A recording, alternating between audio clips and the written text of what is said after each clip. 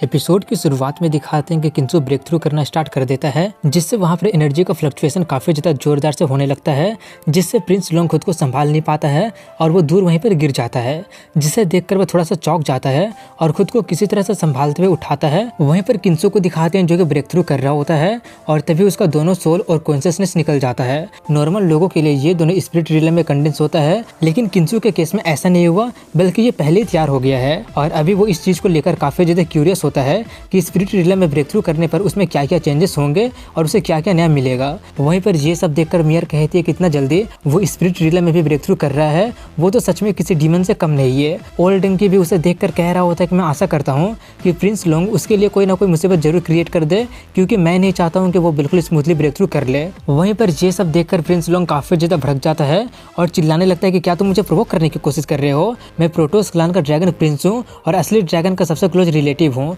और तुम अपने आप को समझते क्या हो? मेरे सामने ब्रेक थ्रू करने की आखिर तुम्हारी हिम्मत कैसे हो गई है? अगर मैंने भी तुम्हें नॉकडाउन नहीं किया तो मैं भी प्रिंस नहीं। ये बोलकर वो उसकी तरफ आगे बढ़ ही रहा होता है कि तभी अचानक एक वर्डलेस स्टील प्लेट अपीयर हो जाता है, जो कि प्रिंस लोंग पर ही गिर जाता है, जिससे वो उसके नीचे दब जाता है, जिससे उसका हालत काफी ज्यादा खराब हो जाता है और उसके मुंह से खून निकल जाती है। वर्डलेस स्टील प्लेट के बारे में लेजेंड ये कहते हैं कि इस तरह के 9 वर्डलेस स्टील प्लेट हैं और उनमें से हर एक ग्रेट फॉर्च्यून को कैरी करता है। एक बार जब एक पर्सन ग्रेट एम्परर बनने के रास्ते पर था, तब वो एक स्टील प्लेट से मिल पाया था। वहीं पर किंसु उसके पास जाकर देखने लगता है कि आखिर ये कहाँ से आ गया है। तभी वो देखते हैं कि उसका सोल उस प्लेट को देखकर काफी ज्यादा कांप रहा है। ये देखकर उसे शक होने लगा होता है कि ये किसी का चाल है उन्हें खत्म करने के लिए। तभी वो प्लेट एक्शन लेना स्टार्ट कर देता है, जिससे किंसु का सर काफी ज्यादा दर्द से फटने लगता है और उसका सोल भी उससे बिल्कुल भी फाइट बैक नहीं कर पा रहा होता है। ये सब देखकर किंसु को कुछ भी समझ में नहीं आ रहा होता है कि आखिर ये सब क्या हो रहा है। तभी वो अपना सोल को उससे बचाने की कोशिश करता है, लेकिन उसका सभी का सभी बार बेकार चला जाता है और देखते ही देखते उसका सोल प्लेट के काफी ज्यादा करीब चला जाता है और उसे वो निकलने ही वाला होता है कि तभी किंसु अपना कॉन्शियसनेस से अटैक करके उसे बचा लेता है। अपने प्लान में फेल होने के बाद वो स्टील प्लेट जल्दी से वहां से भागने लगता है और जैसे ही वो थोड़ा सा ऊपर उठता है, प्रिंस लोंग थोड़ा सा चैन की सांस लेता है, क्योंकि उसका हालत काफी ज्यादा खराब हो गया था। वो जल्दी से उठकर देखने लगता है कि आखिर सिचुएशन क्या है। वहीं पर किंसु को दिखाते हैं जो कहता है कि मेरे सोल को चुराने की कोशिश करने के बाद क्या तुम्हें सच में लगता है कि मैं तुम्हें ऐसे जाने दूंगा? ये बोलकर वो उसके ऊपर चढ़ जाता है, जिससे वहां पर बिजली चमकने लगती है। उस प्लेट के नीचे प्रिंस लोंग को दिखाते हैं जो कि उसे देखकर कह रहा होता है, मुझे नहीं पता कि आखिर ये लेजेंडरी वर्डलेस प्लेट यहाँ पर क्या कर रहा है, लेकिन अच्छी बात यह है कि मेरी हड्डियां अभी भी सलामत है। ये वो बोल ही रहा होता है कि तभी किंसु उस पर चढ़ जाता है और अपना पूरा पावर का यूज करके उसे नीचे लाने लगता है, जिससे वो फिर से प्रिंस लोंग पर गिर जाता है। इस बार प्रिंस लोंग रोने ही लगता है और कहने लगता है कि आखिर कौन इतना ज्यादा इमोरल है कि मुझे बिल्कुल भी छोड़ ही नहीं रहा है। वहीं पर किंसु को दिखाते हैं जो कि उसे नीचे लाने के बाद अपना युआन पल का यूज करके उसे उसमें स्टोर करने लगता है, लेकिन वो प्लेट भी उसमें ना जाने के लिए अपना काफी ज्यादा कोशिश करने लगता है। ये देखकर युआन पल भी अपना पूरा ताकत का यूज करने लगता है। तभी उसमें से किसी की आवाज सुनाई देती है कि आखिर तुम्हारी हिम्मत कैसे हो गई? जल्दी से मेरी स्टील प्लेट को छोड़ दो वरना अच्छा नहीं होगा। ये सुनकर किंसु कहता जाने दूं, अपने आप को समझते क्या हो? ये बोलकर वो सब अपने युआन पल में कैद कर लेता है। वहीं पर ऊपर से ये सब देखकर गेट कीपर कहता है कि लगता है कि मुझे एक्शन लेने की कोई भी जरूरत नहीं है, और सोचता है कि पता नहीं किस बुड्ढे ने रूल को तोड़कर जूनियर पर हमला करने की कोशिश किया है। अगर मुझे पता चल जाता है तो वो बिल्कुल भी नहीं बचेगा। वहीं पर नीचे दिखाते हैं जहाँ पर ये सब कुछ देखकर 6 सन ऑफ गॉड काफी ज्यादा हैरान रह जाता है और कहता है कि आखिर ये कैसे हो सकता है? उसने वर्डलेस स्टील प्लेट को आखिर कैसे ले लिया? तभी मियर उसका कॉन्फिडेंस को बढ़ाते हुए कहती है कि आप ज्यादा चिंता मत कीजिए, किंसु चाहे कितना ही लकी क्यों ना हो, लेकिन जब आप फ्यूचर मुझसे हराएंगे तब आप सबसे ज्यादा फेमस हो जाएंगे और सबसे ज्यादा लकी आप ही हो जाएंगे। 6 कांपते हुए आवाज में कहता है कि तुम ज्यादा चिंता मत करो, मैं उसे जरूर हरा दूंगा। वहीं पर किंसु को दिखाते हैं जो कि युआन पल को देखते हुए कहता है कि वर्डलेस स्टील प्लेट के पीछे जरूर कुछ तो बात है, इसका यूज करके जरूर कोई ना कोई मुझे मारने की कोशिश कर रहा था, और सबसे बड़ी बात यह है कि वो मेरे सोल को चुरा कर मेरा फाउंडेशन को डिस्ट्रॉय करने का कोशिश कर रहा था, और जो भी इस प्लेट को कंट्रोल कर सकता है वो जरूर कोई बिग शॉट ही होगा। मैं सोच रहा हूँ कि कहीं ये वही बंदा तो नहीं है ना जिसने मुझ पर तब अटैक किया था जब मैं अपनी माँ के पेट में था। अगर वो मुझे मिल जाता है तो मैं सच में उसे मार दूंगा। तभी वहाँ पर काफी ज्यादा बिजली चमकने लगती है और अब उसका असली ब्रेक थ्रू स्टार्ट हो जाता है, और वो एक थंडर ट्रिब्यूटेशन होता है और वो भी उसका सोल के लिए होता है। थंडर ट्रिब्यूटेशन को देखकर सभी लोग काफी ज्यादा हैरान रह जाते हैं, क्योंकि किसी भी तरह का ट्रिब्यूटेशन तब होता है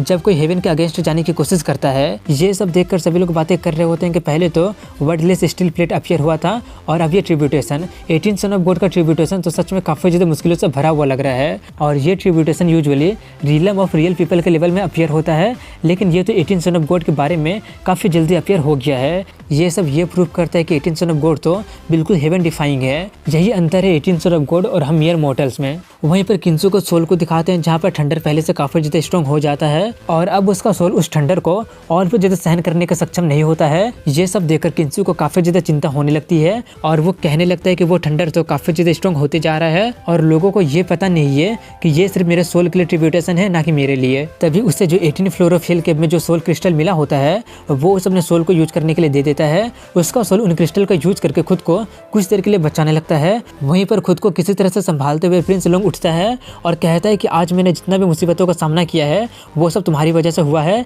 इसलिए अब मैं तुम्हें पक्का मार दूंगा। वहीं पर थंडर ट्रिब्यूटेशन और भी ज्यादा स्ट्रॉन्ग होते जा रहा होता है।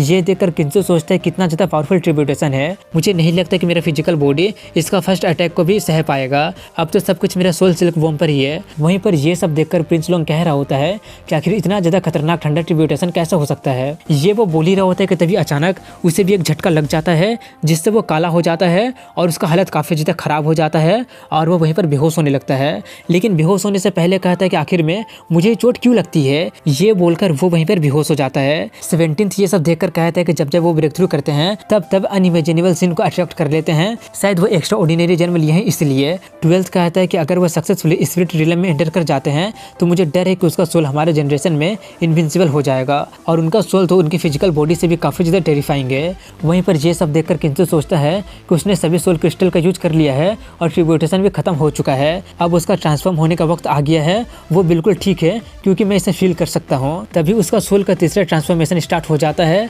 ये देखकर किंजू काफी ज्यादा एक्साइटेड हो रहा होता है कि अब आखिर वो किसमें ट्रांसफॉर्म होगा और कुछ देर के बाद उसका ट्रांसफॉर्मेशन कंप्लीट हो जाता है और अब वो एक सील्ड में ट्रांसफॉर्म हो जाता है। ये देखकर किंजू काफी ज्यादा हैरान, काफी ज्यादा खुश और काफी ज्यादा एक्साइटेड भी हो जाता है क्योंकि ज्यादातर लोग अपने सोल को अवेकन करने के बाद स्पिरिट रिलम में ब्रेक थ्रू करते हैं और उनमें से ज्यादातर का सोल सिर्फ एक सोल में ही ट्रांसफॉर्म होता है और सिर्फ एक ही बार ट्रांसफॉर्म होता है। और किंजू का सोल पहले से सिल्क वॉर्म में ट्रांसफॉर्म होने के बाद भी सिल्ड में ट्रांसफॉर्म हो चुका है जो कि उसका सोल का दूसरा ट्रांसफॉर्मेशन था। ये देखकर वो काफी ज्यादा खुश हो जाता है और अपने सोल को ब्रेक थ्रू करने के बाद अब वो अपना ब्रेक थ्रू करने जाता है और अब वो अपना ब्रेक थ्रू करना स्टार्ट कर देता है और वो फ्लेश के पावर को ऑब्जर्व करना स्टार्ट कर देता है और वो देखते ही देखते 60 ड्रैगन पावर को ऑब्जर्व कर लेता है।